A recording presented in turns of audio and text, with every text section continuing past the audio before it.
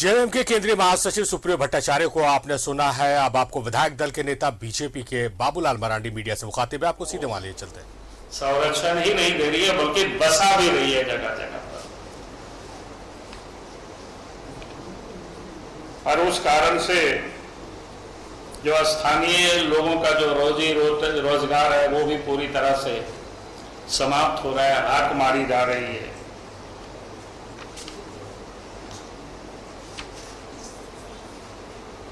और इसलिए आप देखें कि लगातार अब धार्मिक जुलूस चाहे वो पहले हिंदू मुसलमान तक ही हम लोग देखते थे, रामनवमी या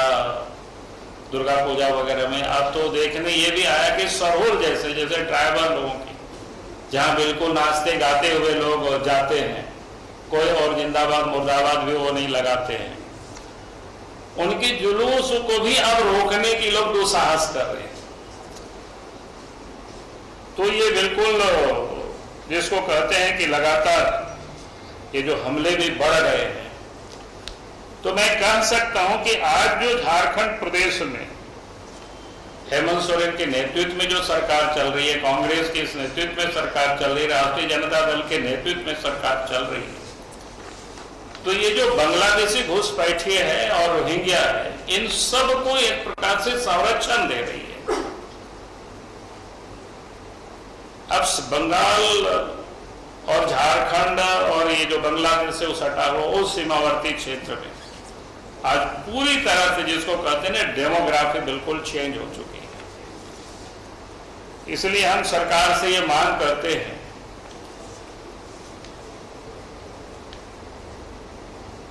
क्योंकि केंद्र में जैसा है कि एनआरसी, तो मैं ये नहीं कहता हूं, लेकिन मैं कहता हूं कि सीमित क्षेत्र में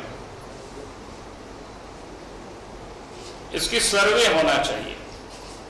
कम से कम संथाल परगना में, कि किस प्रकार से आबादी का ये जो डेमोग्राफी जो चेंज हुआ है, और लोगों ने राशन कार्ड बना लिया, आधार कार्ड बना लिया, पैन कार्ड बना लिया, घर द्वार भी लोगों ने बना लिया, तो इसकी पूरी सर्वे होनी चाहिए, उनको चिन्हित करनी चाहिए। नहीं तो फिर खास करके जो यहाँ की जो ट्राइबल है और उस क्षेत्र में संथाल और पहाड़िया रहते हैं, उनके अस्तित्व पूरी तरह से समाप्त हो जाएगा उस क्षेत्र। जो कि संथाल परगना का आज जो नाम है वो संथाल वहां बहुत आयात में रहे, इसलिए उसको संथाल परगना कहा गया। लेकिन आज अगर आप उस सीमावर्ती क्षेत्रों में देखेंगे, उनके अस्तित्व धीरे धीरे समाप्त हो रही है, और आए दिन जो घटनाएं होती हैं वो तो आप सब लोगों के समझ हम लोग आए दिन बताते रहते हैं, कैसे कैसे वहां झंझटे होते रहते हैं, लोग धीरे धीरे लोग वहां से पलायन कर रहे हैं। और तो हम चाहेंगे कि भाई राज्य सरकार को कि हमारे जो वहां आदिवासी संथाल और पहाड़िया भाई बहन हैं, उनकी आबादी वहां बनी रहे, उनकी कमी नहीं हो, और बाहर से जो भी लोग आए हैं उनको चिन्हित करके फिर हमें झारखंड से उनको वापस करनी चाहिए, ताकि वहां की जो डेमोग्राफी है वो ठीक प्रकार से फिर से स्थापित हो, बनी रहे। क्योंकि आज मैंने जो अखबारों में ही पढ़ा कि बड़ी प्रमुखता से, उसके बाद मैंने उस पर कोशिश की उसको निकालने की कि लोगों ने क्या एफिडेविट दिया है, भारत क्या कहते हैं सुप्रीम कोर्ट, तो उस एफिडेविट की कॉपी भी हम सब लोगों ने निकलवाए। तब ध्यान में आया कि राज्य सरकार ने उस पर कुछ भी नहीं किया है, यानी जिसको कहते हैं गोल मटोल, इधर से उधर से बात खड़ा करके वो सिर्फ इतना ही कहा कि हजारीबाग में क्या बोलते हैं डिसेंटल सेंटर बना हुआ है, ऐसा करके, यानी यहां उनको चिन्हित करेंगे, पहचानेंगे, इस दिशा में कुछ कार्रवाई करेंगे, इस पर बिल्कुल सरकार मौन है। यानी एक प्रकार से सरकार वैसे लोगों को संरक्षण दे रही है जो कि उनको अपने बोर्ड के रूप में देख रही है और ये बड़ा खतरनाक स्थिति है राज्य के लिए और देश के लिए। और उस क्षेत्र में जो जिनकी आबादी है उनकी जो समाप्त हो रही है उसके लिए भी बड़ी अलार्मिंग सिचुएशन है। तो इसलिए मुझे लगा कि आप सब लोगों के समझ इस विषय को मैं आज लाऊं, तो इसलिए आप सबको आज बुलाए थे। बहुत बहुत धन्यवाद।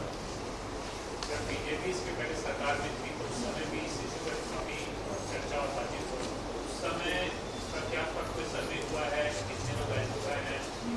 नहीं, अभी तक सर्वे नहीं हुआ है, लेकिन जिस प्रकार से उस क्षेत्र का जो डेमोग्राफी बदला है, हमने जो लगातार हम घूमते रहते हैं तो हमने जो फील किया है, और फिर जो हम कह रहे हैं कि लगातार जो घटनाओं की जो दौड़ भी जो हम देख रहे हैं इन दिनों, पहले पाकिस्तान जिंदाबाद के नारे कहीं नहीं लगते थे, लेकिन अब तो खुल करके लगने लगे।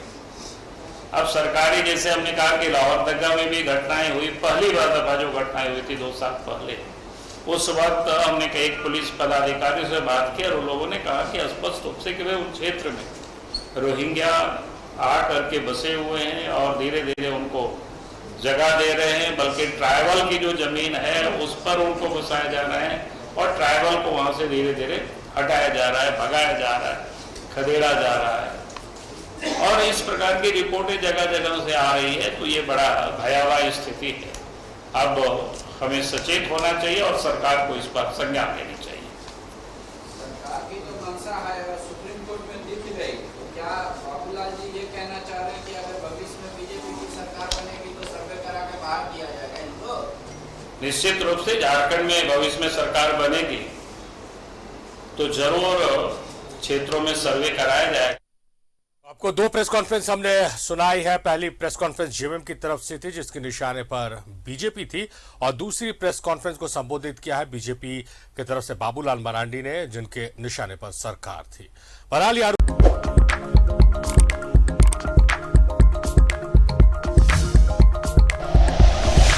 Like and share videos, subscribe करें हमारा चैनल और प्रेस करें बेल आइकॉन। न्यूज़ 11 भारत, सच है तो दिखेगा।